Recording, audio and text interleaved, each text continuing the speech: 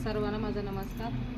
तसं बघायला गेलं तर तुमचे लहान भाऊ सर्वांचे आता या ICUमधनं बाहेर काढलेले आहेत, जनरलमध्ये आहेत आणि थोडेफार आता बरे आहेत, थोडंफार बोलत आहेत.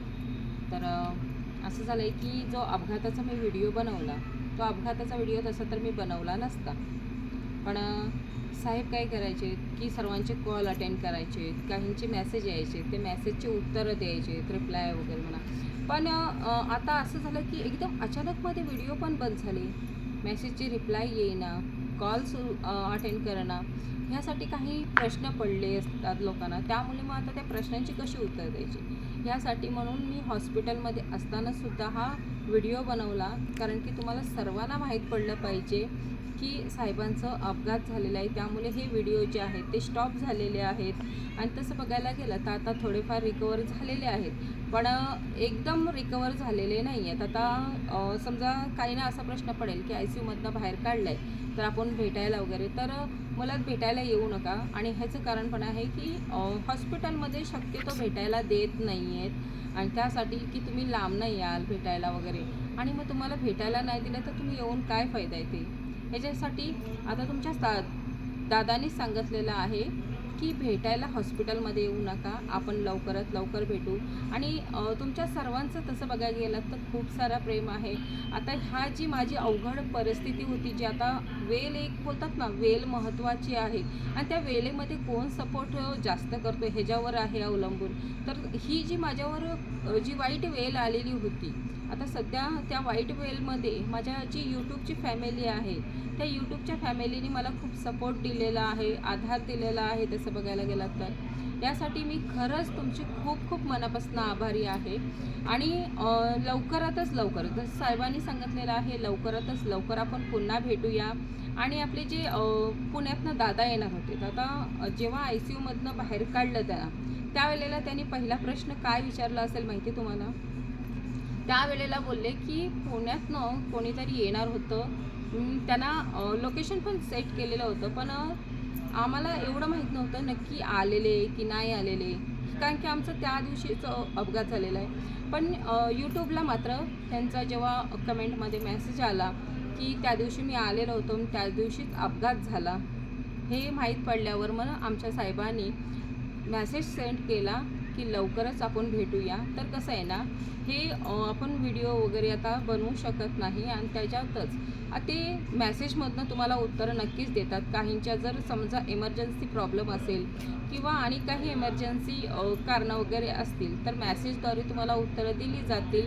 आणि पालघरचे जे दादा आहेत, मुलं तर आता तुम्हाला एक हे सांगते की पालघरच्या दादांना असं सांगते की तुम्हाला भेटायला खास करून ते येणार होते, खूप प्लॅनिंग चाललेलं होतं तुमच्याकडे यायला, तुमच्याकडे जी कुठली मशीन आहे त्याच्यासाठी ती बघायला येणार होते.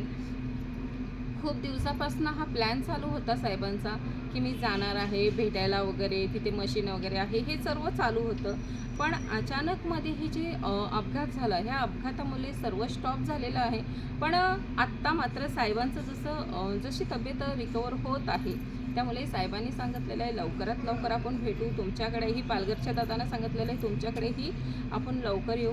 पण थोडेसे तब्येत बरी होईपर्यंत थोडं म्हणजे असं आहे की तुमचे जे काही प्रश्न असतील ती मात्र मॅसेजद्वारे दिले जातील. आणि तसंच आता ही हॉस्पिटलची जी आता आपली सर्व हॉस्पिटलमध्ये आपला समजा जे काही त्रास होत आहे किंवा जे काही प्रॉब्लेम्स येत आहेत समोर, त्या प्रॉब्लेम्ससाठी आपल्याला आपले जे सातारचे कदम साहेब आहेत, त्यांना मी दादाच बोलते, पण ते साहेब जे आहेत ना, त्यांचा अतिशय मोलाचा आपल्याला सपोर्ट होत आहे. त्यांचा सपोर्ट असा होत आहे की आता जी इथे जेवणाची वगैरे परिस्थिती बघायला गेलात तर आपल्या पेशंटला खरं तर ताजं जेवण पाहिजे, आणि ताजं जेवण भेटलं तरच ते लवकर बरे होणार आहे. तर इथे जे काही प्रॉब्लेम्स येतात जेवणाचे वगैरे, तर खरंच ते साहेब आपल्याला खूप मदत करत आहेत. तसं बघायला गेलं तर सकाळचा चहा नाश्ता सर्व आणणार, जेवण आणणार, किती उशीर झाला हे बघणार नाही, मला किती त्रास होतो हेही बघणार नाही. त्यांना पण त्यांचं काम आहे, त्यांची फॅमिली आहे, त्यातनंच ती वेळ काढत आहे सगळ्यातनं, आणि आपल्यासाठी खरंच खूप धावपळ करत आहेत ते सर. जेवणासाठी म्हणा, काही रिपोर्ट्स असतील हे ते बघण्यासाठी ते येतात.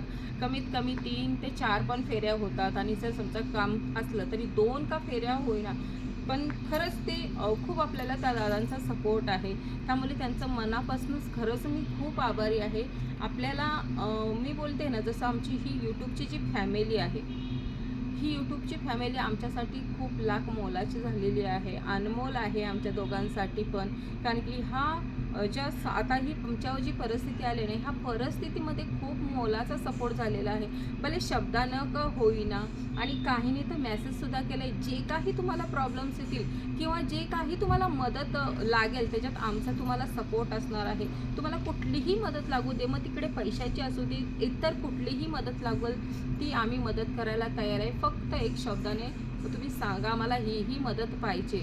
तर विचार करा, ह्या फॅमिलीने, माझी ही जी फॅमिली आहे, ह्या फॅमिलीने खूप मला सपोर्ट केला आहे. त्यासाठी ह्या फॅमिलीला सांगत आहे की आपण ते आपला जो आता एवढा मोठा संकट आला आहे, तर हा तर आपला जाणारच आहे. कारण की तुमचं सर्वांचं खूप आपल्यावर सरांवर प्रेम आहे. त्यासाठी ह्या संकटातनं आपण बाहेर पडणार. आपले सर जेव्हा रिकवर होतील त्यावेळेला आपण पुन्हा भेटूया, असं सरांनी सुद्धा सांगितलेलं आहे. पुन्हा प्रत्येक जर समजा एखादा प्रॉब्लेम असेल, काही सिरियस असेल, जर समजा तुमच्याकडून हँडल होत नसेल, तर मेसेज करा. मेसेजद्वारे तुम्हाला सर नक्कीच उत्तर देतील. आणि खरंच सर्वांचा पुन्हा मी आभार मानते.